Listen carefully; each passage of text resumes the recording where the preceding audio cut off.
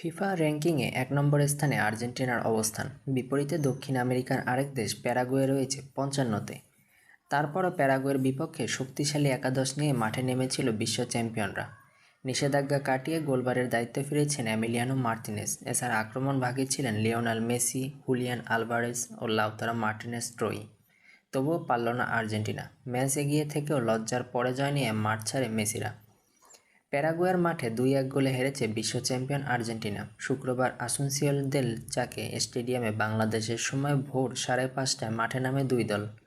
ম্যাচের ১১ মিনিটে লাউতারো মার্টিনেজের বাঁ পায়ের ফিনিশিংয়ে আর্জেন্টিনা এগিয়ে গিয়েছিল ম্যাচে।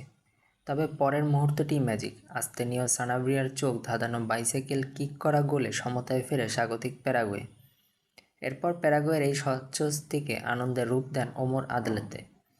৪৭ মিনিটে তার হেডে এগিয়ে যায় প্যারাগুয়ে। লিওনেল মেসি পুরো সময় মাঠে থাকার পরও আর্জেন্টিনার পারেনি। ২-১ গোলের হার নিয়ে মাঠ ছেড়েছে লিওনেল স্ক্যানির দল।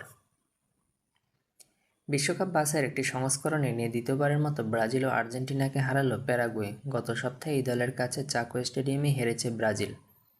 সফরকারী আর্জেন্টিনা ম্যাচের ৬৯ মিনিটে ম্যাচে ফেরার দারুণ সুযোগ পেয়েছিল। বাঁ প্রান্ত থেকে হুলিয়ান আলভারেজের দূরপাল্লার পাস পান রদ্রিগো দি পল।